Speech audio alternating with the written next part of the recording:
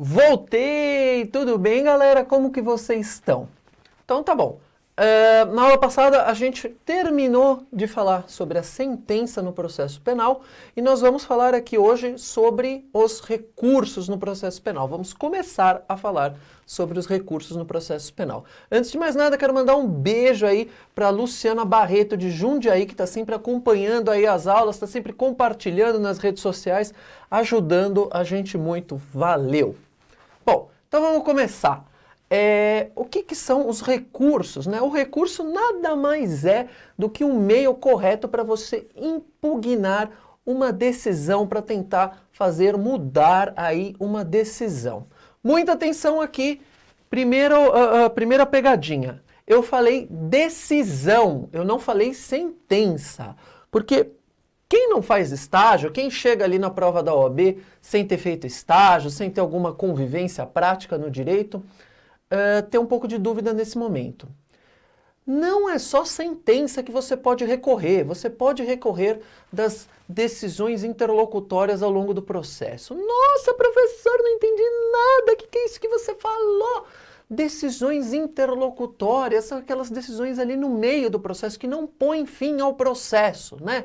Você aí que já estagiou na área civil sabe muito bem, você pede os benefícios da gratuidade da justiça e o juiz fala não, você vai lá e recorre dessa decisão, né? Não é uma sentença, é uma mera decisão que você está ali recorrendo, tá? Essa mudança que você pode pleitear, ela pode ser para pedir uma reforma na sentença, para pedir a invalidação da sentença ou da decisão, olha aí, esclarecimento ou até mesmo a confirmação da decisão, tudo bem? Então, o recurso, ele é um reexame de uma decisão por uma instância superior ou para o próprio juiz, né? Por exemplo, para uma instância superior, a gente tem aí a apelação, o recurso em sentido estrito, mais conhecido como o rese, né? E também pode ser reavaliada pelo próprio juiz, pelo próprio órgão que deu a decisão, é o que a gente chama o juízo aquo, né? Que pode ser, por exemplo, embargo de declaração ou até mesmo o juízo de retratação presente no rese, no recurso em sentido estrito. Até aqui tudo bem? Mais ou menos. A existência dos recursos, ela está convalidada, ela está baseada o quê? No princípio do duplo grau de jurisdição, que está lá na Constituição Federal, né?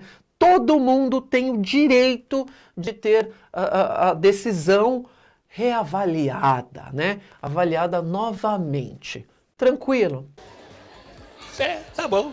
Bom, os recursos, eles podem ser classificados entre três espéciezinhas, né?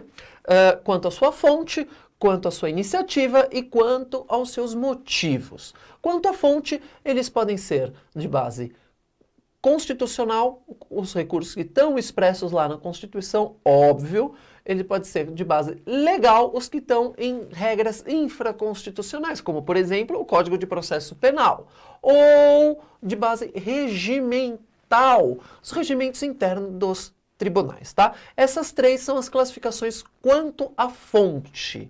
Vencido isso, vamos falar das classificações quanto à iniciativa. A primeira delas, lá no artigo 574 do Código de Processo Penal, são os recursos de iniciativa voluntária. Você recorre se você quiser, tá? Você aí foi condenado a, vamos supor, 3 anos por ter matado 40 pessoas. Pô, 3 anos é pouco, você vai recorrer? Acho que não, né? Deixa quieto. Acabou. Você recorre se você quiser. Tudo bem? O próximo é de iniciativa necessária, tá? Muito importante. Também é chamado de recurso de ofício. Aqui, o juiz, ele é obrigado a recorrer da própria decisão. Vamos supor aí, né, que você quer estudar para ser juiz, para não trabalhar. Passei no concurso público, agora eu vou ficar numa nice, não vou fazer nada. Não, não é bem assim, tá? Você precisa, se tem recurso de ofício, você precisa fazer. Se você não o faz, se o juiz não faz o recurso de ofício, a sentença não vai ter trânsito em julgado. Olha aí que absurdo, hein? Súmula 423 do STF, 423 do STF. Coloca aí na tela. Bom, quanto às classificações, já falamos sobre a fonte, sobre a iniciativa e vamos falar agora sobre os motivos recursais. Os motivos se dividem em dois, né? O motivo ordinário e o extraordinário. Primeiro, motivo, como já dizia compadre Washington, motivo ordinário. É aquele lá que é o mero inconformismo. Você passou a 480 km por hora na sua Mercedes-Benz, na sua Ferrari, matou 825 pessoas e foi condenado a 40 anos de prisão. Você está inconformado. Por quê? Porque você não tem que ser condenado. Poxa vida, né? Você tem que ir para Maresias, né? Então, você vai lá e recorre porque você está inconformado, né? Por exemplo, aí, o recurso de apelação, o recurso em sentido estrito, rese e enfim. Agora, vamos tratar do último, dos motivos extraordinários, né? São recursos que exigem requisitos específicos, tá? Por exemplo, o recurso extraordinário, né, ele necessita que se trate de matéria constitucional. Ou ainda, por exemplo, o recurso especial, ele precisa abordar uma matéria que tenha sido negada, né, uma decisão que tenha sido negada a vigência de lei federal.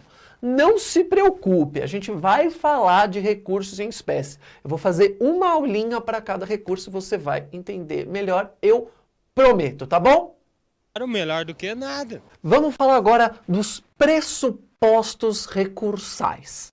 Bom, o recurso, para ele ser admitido, ele precisa cumprir certos pressupostos, obviamente, né? Os primeiros que a gente vai falar aqui são os pressupostos objetivos. Existem os pressupostos objetivos e os pressupostos subjetivos. Primeiro, pressupostos objetivos. O primeiro de todos é a previsão legal, né? Só se admite a interposição de um recurso para atacar certa decisão quando existe lei prevendo o seu cabimento, né? É necessário, então, uma previsão legal para aceitar o recurso. Tudo bem? Nessa ocasião aqui, cabe tal recurso. Tá lá no Código de Processo Penal, vai estar descrito bonitinho, prometo para vocês. Tudo bem? Esse é o primeiro pressuposto objetivo. Presta atenção, tá? Artigo 579 do Código de Processo Penal, coloca aí. É o princípio da fungibilidade recursal, né? Então, sempre que o juiz receber um recurso errado, era, por exemplo, para caber o recurso de apelação, mas a defesa foi lá e fez recurso em sentido estrito, o rese. O juiz ele vai receber e vai mandar processar esse recurso de apelação como se rese fosse, como se recurso em sentido estrito fosse. Desde que quem impetrou o recurso errado, ou seja, aqui no caso a defesa, esteja agindo sem má fé. Tudo bem? Artigo 579 do Código de Processo Penal. Beleza? Então, tá bom. O segundo pressuposto é a observância das formalidades legais. Então, por exemplo, a apelação e o rese devem ser interpostos por petição ou termo, tá? Já o recurso extraordinário, recurso especial, embargos infringentes, habeas corpus, somente podem ser interpostos por petição. Se você, por exemplo, for impetrar aí um habeas corpus por termo, ele não vai ser aceito, tá? Por quê? Porque uma formalidade legal não foi observada. Tudo bem? Continuando, o último dos pressupostos objetivos é a tempestividade, né? Cada recurso tem lá um tempo, um prazo específico para ser interposto. Se você perdeu o prazo, amigão, tchau. Já era, tá? O prazo é peremptório. Perdeu o prazo, perdeu o recurso. Não adianta, você pode apresentar o melhor argumento, ele não vai ser aceito, nem vai ser lido. É como se eu marcasse uma prova para vocês na sexta, você chega na segunda para fazer a prova. Não adianta. Nem vou ler a sua prova. Beleza? Tranquilo? Então tá bom. Passa uma régua aí. Para terminar a aula, a gente vai falar dos pressupostos subjetivos. Tá bom? Falamos dos pressupostos objetivos. Agora vamos falar dos pressupostos subjetivos. Tranquilo? Então tá bom. O primeiro dos pressupostos subjetivos é a legitimidade. Artigo 577 da CLT. Mentira, né? Do Código de Processo Penal. Coloca aí na tela. Podem recorrer, então, o MP, o querelante, o réu, né, na figura aí do seu defensor, ou o procurador e o assistente de acusação.